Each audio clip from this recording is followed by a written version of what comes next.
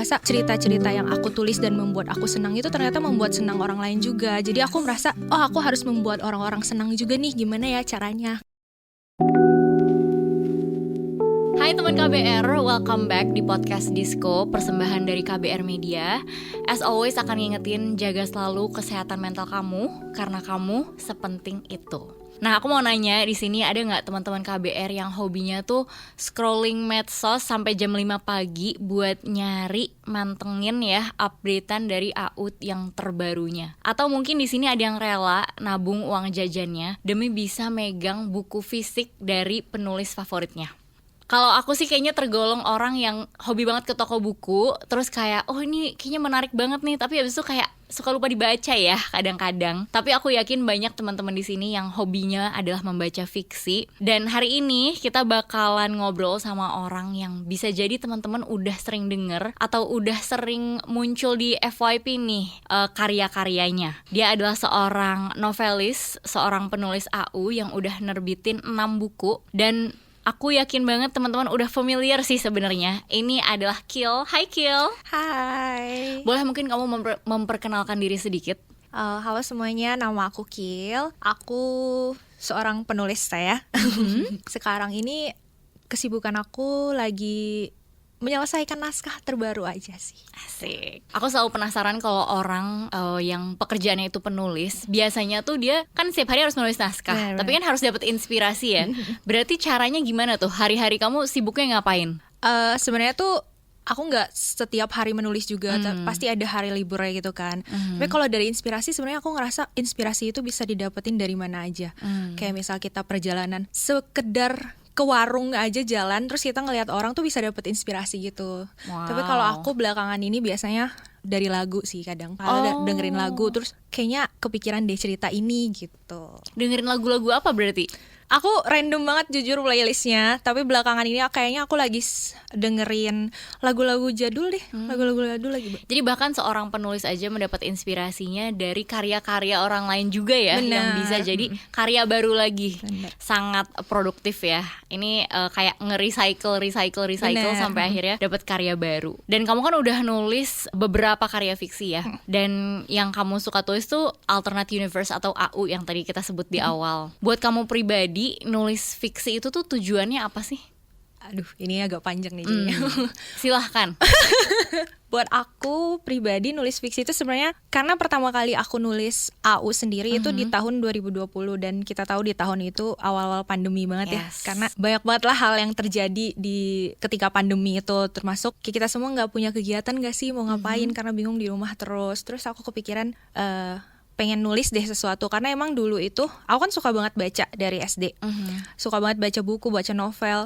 Terus aku ngerasa ada nih cerita yang aku nggak nemu ya cerita dengan tema seperti A, B, C gitu. Terus aku ngerasa aku bikin AU aja deh. Kayaknya waktu itu juga lagi AU tuh baru-baru medsos AU ya. Di Twitter tuh kayaknya lagi baru-baru booming banget. Terus aku ngerasa coba deh bikin. Terus akhirnya aku coba-coba aja bikin buat ngisi waktu luang aja sih sebenarnya karena nggak tahu lagi kan mau ngapain gitu. Menarik banget ya. Jadi kamu tuh di kala-kala orang-orang lagi pada galau, nggak tahu mau ngapain, akhirnya kamu memutuskan coba nulis deh gitu. Dan nulisnya itu spesifik yang AU. Ini mungkin teman-teman KBR ada yang bertanya-tanya juga sih ya. AU itu tuh sebenarnya bedanya apa sih sama fanfiction gitu? Sebenarnya AU itu adalah bagian dari fanfiction gitu loh. Jadi yang aku tulis kan emang fanfiction. Nah di fanfiction itu ada yang namanya alternate universe ini. Nah itu tuh maksudnya kayak kita tuh menuliskan misalnya anggaplah aku ngebiasin Jaehyun nih. Aku tuh bikin fanficnya Jaehyun, tapi Jaehyunnya itu punya cerita yang berbeda di luar dia menjadi idol gitu loh. Misalnya kita bikin AU kuliahannya si Jaehyun, berarti ini Jaehyun lokal AU kayak gitu. Banyak banget turunan-turunannya emang. Jadi tokohnya itu terinspirasi dari orang yang memang ada, biasanya idola. Bener. Tapi cerita hidupnya beda banget sama cerita asli dia. Betul. Makanya alternate universe ya. Yes. Oke. Berarti yang aku tangkap pas awal-awal kamu nulis ini tuh tujuannya buat ya pelipur lara lah ya. Benar. Tapi kan ternyata kamu nggak berhenti di situ. Lanjut terus sampai di tahun 2026 ini. Nah, tujuannya berarti masih samakah atau mulai berkembang tujuannya menjadi hal lain? Kalau aku pribadi sih aku ngerasa masih sama aja ya, karena aku sampai dari awal aku menulis sampai hari ini pun aku ngerasanya aku itu nulis untuk diri aku sendiri gitu. Aku seneng banget ketika aku nulis fanfic, terus aku tuh merasa terhibur dengan apa yang aku tulis gitu. Karena aku selalu menulis, jujur aku nggak bisa gitu loh, kan kadang-kadang ada pembaca yang kayak, Kak bikinin cerita ini dong dengan alur seperti ini gitu. Request.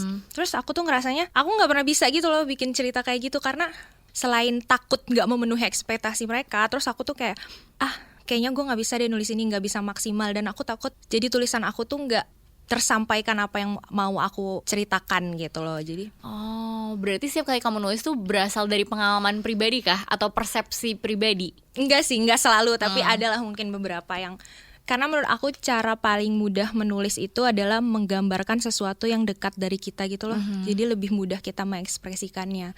Ada contoh nggak misalnya apa yang kamu alamin secara pribadi terus akhirnya tertuang di dalam fiksinya jadi kayak gimana?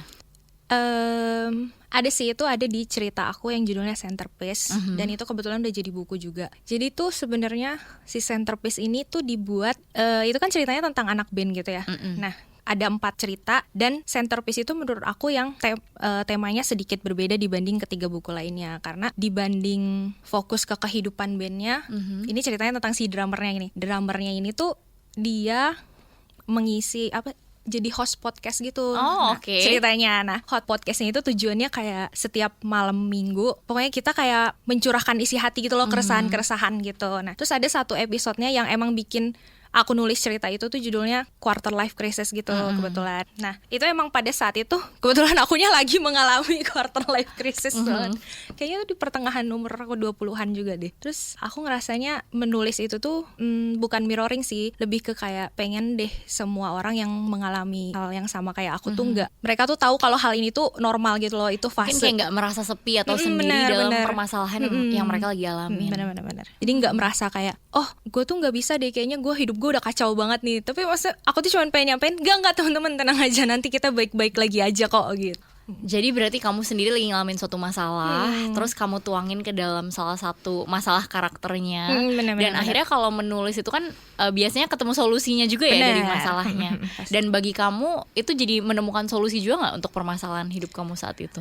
Pokoknya tuh emang pandemi tuh berdampak banget gitu loh ke aku. Terus aku ngerasanya emang pas quarter life crisis tuh, ya ampun hidup gue beneran berantakan banget nih. Tapi sebenarnya, dan aku ngerasanya pandemi itu bikin aku semakin kekurangan teman gitu loh untuk bercerita. Nah, makanya aku menyalurkan keresahan atau apapun itu lewat tulisan. Dan sebenarnya solusi buat aku sendiri lebih ke lewat tulisan itu aku nggak papain diri sendiri gitu loh. Jadi ya udah, solusinya lebih memahami diri sendiri aja sih aku. Ini tadinya aku pengen nanya tentang gimana kamu tuh kalau nulis bisa bikin karakter yang relatable ke pembacanya. Tapi kalau dengar dari proses kamu menulisnya, aku jadi nggak heran kenapa bisa se-relatable itu. Karena yang kamu alamin itu jatuhnya kayak kamu menuliskan suatu universal experience. Benar. Sehingga pembaca-pembaca kamu tuh juga ngerasa, aku juga ngerasain ini loh. Apalagi lagi pandemi ya kan. Maksudnya definisi nggak ada nih satu orang di dunia yang nggak ngalamin pandemi. Jadi akhirnya bisa sama-sama relate dan merasa nggak sendiri dalam kesengsaraan kali ya. Iya, benar. Dan bisa menemukan makna di balik dari itu.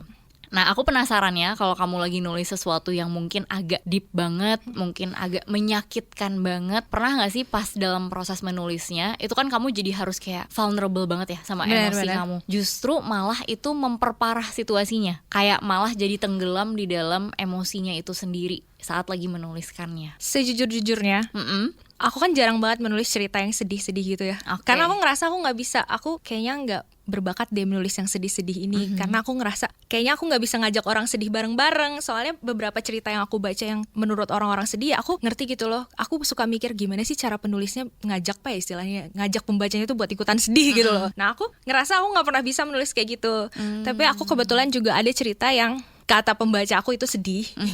Tapi pas aku ngetiknya, jujur aja aku kadang aku sambil ketawa atau kayak ya udah aku ngetik aja gitu loh. Aku nggak memikirkan apapun dan aku nggak merasa sedih gimana.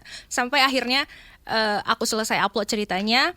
Berbulan-bulan kemudian aku iseng baca ulang, baru aku ngerasain ternyata memang sedih ya kayak gitu. Jujur aku pas ngetik itu jarang banget terbawa suasana. Ya ampun, ini kayaknya gue harus sedih dulu nih baru gue bisa ngehidupin cerita ini gitu. Enggak sih, ke aku sejauh ini. Menarik ya. Jadi kita tuh bisa mendeskripsikan emosi tanpa harus merasakan emosinya itu. Jadi aku ngeliatnya kamu tuh juga bisa punya boundaries, punya batasan bahwa apa yang kamu tulis tuh nggak harus kamu rasain sampai tenggelam di dalamnya ya. Karena aku kebayang kalau seorang penulis setiap kali menuliskan hal sedih dia harus ikut sedih, itu kayaknya buat kesehatan mental bisa jadi malah bikin bener. roller coaster banget. Oke. Ini menarik, aku pertama kali ya ngobrol-ngobrol sama seorang penulis dan tahu cara proses penulisannya. Dan aku juga jadi kebayang kenapa kalau kita cari-cari banyak banget penelitian yang bilang kalau kita baca fiksi itu tuh ngebantu banget kita untuk yang pertama mengurangi rasa stres, karena kita kan jadi masuk ke dunia lain yang di dunia itu tuh nggak ada nih masalah-masalah hidup kita. Kita bisa kabur sejenak, terus kita mengenali karakter-karakter yang berbeda sama kita, atau sebenarnya punya kemiripan tapi bikin kita tuh kayak ngerasa relate sama dia. Tapi relate itu bukan sampai persis sama, jadi masih ada jaraknya. Terus habis itu gimana perasaan-perasaan yang kamu tulis di situ itu bisa mendeskripsikan perasaan-perasaan yang mungkin kalau kita bukan penulis, kita nggak jago tuh untuk mengelaborasikan sebenarnya apa sih yang kita rasain. Cuma ketika dibaca kayak aku relate banget lagi sama karakter ini. Benar-benar. Jadi mengenali dirinya sebagai pembaca pun juga bisa, nggak harus jadi penulisnya. Wow, ini menarik karena gimana ya, orang tuh zaman sekarang banyak yang bilang kayak oke, kita harus baca buku biar pinter, biar lebih luas pengetahuannya. Padahal baca buku fiksi itu buat kesehatan mental bagus banget, karena justru mungkin kita nggak perlu nambah ilmu dulu, tapi kita perlu nambah kekayaan emosional kita. Benar. Yang bisa didapetin dari situ. Oke, next one nih, aku mau nanya. Banyak orang awam yang suka nganggep kalau karakter fiksi atau yang halu, especially kalau konteks fanfiction gitu ya, itu cuma buang-buang waktu aja gitu. Nah, sebagai penulis, gimana caranya kamu nunjukin kalau sebenarnya energi positif buat tetap waras itu tuh justru bisa didapetin loh dari membaca buku-buku yang fiksi. Kayak tadi aku bilang dari penelitian-penelitian kan udah ada ya, tapi tetap ada aja orang yang mungkin agak underestimate lah membaca fiksi tuh benefitnya seperti apa. Kalau aku pribadi, aku ngerasanya kalau banyak orang yang mengatakan halu itu hal negatif gitu. Kalau aku tuh lebih ke simple aja mikirnya. Selagi apapun itu, entah itu halu atau hal apapun itu yang kita lakuin bikin kita happy dan gak merugikan orang lain, menurut aku itu tuh kayak ya udah, itu tuh akan jadi hal positif buat kita gitu loh. Selagi pokoknya kita nggak melukai siapapun, apapun yang kita lakukan dan nggak merugikan siapapun, dan yang paling penting bikin kita seneng banget, ya udah gitu loh, nggak perlu mikirin omongan orang menurut aku. Jadi mungkin kalau ada orang-orang yang nggak tertarik atau nggak suka atau meremehkan, ya mereka bukan marketnya aja kali. Ya gitu. Nggak semua orang kan harus menyelesaikan masalah kesehatan mentalnya dengan membaca atau menulis fiksi. Betul. Tapi buktinya ada banyak juga orang-orang yang terbantu dengan itu. Bener. Dan mungkin tadi yang kamu bilang, yang penting kitanya happy, gak mengganggu orang lain. Mungkin aku mau nambahin salah satu hal yang penting juga itu gak mengganggu keseharian kita ya. Benar. Karena ada juga yang akhirnya jadi kayak adiksi baca AU, atau bener. Jadi terlalu sering kabur ke alternate universe-nya dia, akhirnya yang harusnya dikerjain di keseharian dia tinggalkan. Nah itu menarik kalau teman-teman baca di buku Dopamine Nation, itu juga ngomongin tentang adiksi keseharian, adiksi yang ada dalam keseharian kita, kayak scrolling segala macam. Dan penulisnya tuh cerita dia sendiri sempet adiksi baca kayak novel-novel gitu yang sampai di titik lama-lama dia tuh tahu klimaksnya ada di mana, terus dia akan langsung menuju ke tengah bukunya. Untuk ngedapetin kayak rasa high sejenak gitu ya. Karena kan ketika lagi di klimaks bukunya tuh kita ikut seru banget ya. Bener. Nah itu kalau udah sampai di titik itu, terus tugas-tugas kita mulai terlantar, itu udah mulai nggak sehat ya. Mungkin udah waktunya untuk kita take a break. Kamu pernah nggak ada di titik kayak gitu, kayak kok kayaknya aku lebih banyak hidup di alternate universe nih daripada di kehidupan aku sehari-hari? Kayaknya kalau aku tuh pernah deh, aku pernah banget ngerasain itu. Tapi ke akunya efeknya jadi burnout sih. Lebih ke kayaknya buat pembaca aku yang udah ngikutin dari lama banget pasti tahu banget aku itu update AU bisa setiap hari gitu loh. Wow. Aku dulu bisa update setiap hari, dan setiap hari itu kan medsos AU itu kan bentuknya kayak fact chat gitu kan, sama ada narasinya, kombinasi. Dan aku tuh hampir setiap hari bisa bikin narasi yang jumlah words-nya bisa 2000 menuju 3000. Aku sekarang pun aku bingung gitu kenapa dulu aku bisa banget kayak gitu. Produktif banget. Nah, aku bingung itu produktif atau aku kecanduan, tapi kayaknya iya aku kecanduan. Dulu tuh beneran kayak aku melakukan pekerjaan aku kerja, tapi aku ngerasa aku tetap setiap hari itu harus tetap update gitu loh. Aku ngerasanya karena semua orang menunggu gitu. Sampai akhirnya kayaknya di 2023 gitu deh aku ngerasa aduh aku burnout banget nih, aku nggak bisa nulis lagi. Terus aku masih tetap bikin AU, tapi kayak yang tadinya aku bisa update setiap hari itu jadi 3 minggu sekali, terus tahu-tahu sebulan sekali, terus yang sekarang ini setahun sekali tapi langsung jadi buku ya kan. Justru ini tuh kebetulan nggak apa-apa ya, Sekalian masuk aja nih. Aman ya. Jadi tuh 2023 itu buku terakhir yang aku terbitin. Nah, sebenarnya aku dari 2023 itu udah ada ngerjain 1 naskah. Sampai sekarang belum selesai. Terus akhirnya aku comeback tapi dengan naskah yang lain. Yang ini justru inilah yang akhirnya membuat aku sudah berdamai dengan diri aku sendiri, udah nggak kecanduan lagi, dan mungkin udah mengerti, udah tahu gimana caranya membatasi diri aku. Jadi muncullah si Fireflies ini gitu.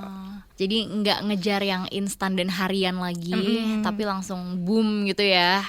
Yang sebenarnya langsung lebih ke besar aku dan jangka ngerasanya panjang. aku harus mencari titik nyamannya aku lagi nih, karena dulu aku senang banget kan, aku merasa bahagia sekali aku bisa menulis cerita dan menghibur orang lain gitu. Mungkin itu deh yang bikin aku ngerasa kecanduan, karena aku ngerasa cerita-cerita yang aku tulis dan membuat aku senang itu ternyata membuat senang orang lain juga. Jadi aku merasa aku harus membuat orang-orang senang juga nih, gimana ya caranya kayak gitu. Dan berarti kan lumayan banyak pasti yang nge-DM kamu atau yang komen kayak gimana pengalaman mereka membaca buku itu sampai bikin kamu tuh ngerasa se-happy itu ya, bisa bikin orang lain happy. Bener. Ada contohnya nggak yang kamu inget mungkin kata dari pembaca kamu yang menyampaikan bahwa mereka tuh ya happy lah membaca karya-karyamu?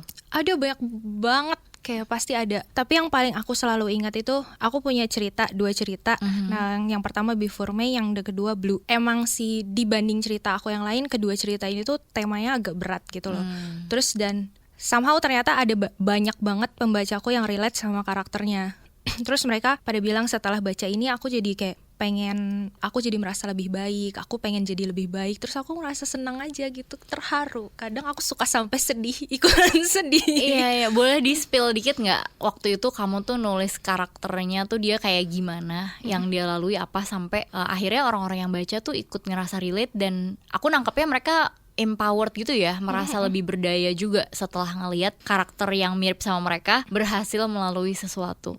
Ada sih yang dari cerita Before May itu, si karakter perempuannya kebetulan dia terjebak di abusive relationship gitu loh. Terus ternyata pas aku bikin itu, aku pikir kan aku tahu itu tuh sesuatu yang nyata gitu loh di kehidupan kita. Cuman pas aku nulis, aku beneran ya udah nulis aja tanpa memikirkan apapun. Terus ternyata pas aku lagi nulis itu, ternyata banyak banget, nggak banyak sih, ibaratnya dari 1 sampai 10 adalah 3 yang bilang mereka tuh mengalami hal serupa kayak gitu. Terus mereka jadi ngerasa relate, dan dengan adanya si karakter yang namanya Selena ini, mereka tuh kayak aku jadi pengen juga deh berusaha keluar dari hubungan toksik ini kayak gitu. Jadi akhirnya menginspirasi orang-orang untuk keluar dari cycle yang toxic di relationship mereka ya. Benar. Padahal kamu pas nulis nggak maksud sampai segitu, tapi ternyata dampaknya bisa segitu besar. Menurutku ini salah satu hal yang mungkin bakat alami kamu ya, yang membantu orang. Karena especially orang-orang yang stuck di dalam relationship yang toxic gitu, itu kan sebenarnya sulit banget untuk mereka cerita ke orang lain seringkali, karena udah pasti orang lain akan bilang kayak ya udah tinggalin aja, kamu kenapa tanda kutip bodoh itu terus menerus mengulangi hal yang sama dengan orang yang udah jelas-jelas toxic. Tapi ketika kamu menghadirkan karya fiksi kayak gini, orang tuh bisa tetap merasakan bahwa aku nggak bodoh, aku nggak sendiri, dan sebenarnya seperti karakter ini dia bisa terinspirasi untuk keluar dari si toxic relationshipnya. Jadi aku cuma mau bilang sebagai psikolog ya, kamu sangat membantu pekerjaanku sih, karena nggak semua orang bisa langsung datang ngomongin masalah mereka. Kadang mereka perlu relate dulu sama karakteristik tokoh-tokoh fiksi. Oke. Nah anyway, tadi udah sempat dipegang-pegang sedikit novel Fireflies-nya. Boleh di-spill kah kira-kira ini tentang apa, dan apa spesialnya karakter yang ada di Fireflies ini? Si Fireflies ini sebenarnya, karena tadi sebelumnya aku dibilang kan aku besar dengan novel-novel teen lit dan metropop gitu. Terus aku ngerasa ini kayak cover teen lit banget sih. Iya. Ini tuh ada ceritanya juga nih si cover ini, karena ini sebenarnya dibandingkan cover-cover buku aku sebelumnya itu tuh bukan aku banget gitu loh. Sampai semua orang kayak ini bukan lo banget gitu loh. Cuman aku ngerasa ini aku banget, tapi cuman pink aja warnanya gitu. Oke. Karena sebelumnya pada gelap-gelap. Jadi si Fireflies ini sebenarnya tujuan awal bikinnya, aku tuh cuman pengen bikin cerita yang ringan gitu loh. Karena kan kalau dulu baca metropop lama, kayak vibes-nya tuh office romance, terus Iya. yang cuman ya udah ceritanya tuh seperti ya udah gitu aja loh, konfliknya nggak yang gimana-gimana yang belibet banget gitu. Terus aku senang, terus aku bikin ini. Aku pengen deh punya cerita yang ringannya ringan banget, ya udah. Kebetulan ini trope-nya rivals to lovers gitu. Terus mereka jadi kayak aku pengen cerita yang ya udah berantem aja terus pacaran kayak gitu. Terus lahirlah si Fireflies ini. Terus kalau mungkin hal spesialnya apa ya? Aku bingung juga sih kalau ditanyain hal spesialnya. Cuman aku suka banget sama karakter perempuannya si Valerie. Sepertinya ini juga akan relate sama banyak orang. Dia ini seorang pekerja keras yang sebenarnya dia tuh udah jenuh gitu loh bekerja, tapi dia ngerasa harus dia tuh sampai di titik ngerasa kenapa sih aku tuh harus kerja terus gitu loh. Terus aku sebenarnya berusaha sekeras ini tuh buat siapa, tapi ya mau nggak mau dia tetap harus kerja karena itulah keseharian dia yang harus dia jalani gitu. Aduh, ini kayaknya buku yang relate banget dibaca sambil naik KRL atau Transjakarta menuju ke kantor ya. Sambil boleh. mempertanyakan gitu kayak kenapa ya aku kerja sekeras ini. Iya, kenapa ya aku harus kerja terus Dan gitu. berharap akan muncul nih si karakter Dylan berarti Iya, ya. Dylan. Dylannya yang bisa mungkin mencerahkan hari-hari beratnya ya. Nice. Dan kalau teman KBR mau memeluk buku ini secara langsung, mereka bisa beli di mana nih? Bukunya pre-order tanggal 25 Februari 2026. Nanti infonya bisa cek di Instagram aku, di Extendler. Oke, gimana Instagramnya boleh dieja? EXTENLER. Oh, lupa sendiri Instagram sendiri. Oke, jadi nanti teman-teman bisa lihat di Instagram. Dan aku mau mengakhiri podcast ini dengan berterima kasih sih sama kamu yang menuliskan isi hatimu atau mungkin pengalaman-pengalamanmu dalam bentuk fiksi yang aku yakin udah membantu banyak banget orang dalam proses mereka juga mengenali diri mereka. Oke, kalau gitu segitu dulu podcast Disko hari ini. Thank you banget udah sharing dan terus dengerin obrolan kami di Spotify, di YouTube KBR Media. Aku Mahari pamit undur diri dulu. Jangan lupa buat selalu jaga kesehatan mental karena kamu sepenting itu. Sampai ketemu di episode selanjutnya. Bye-bye.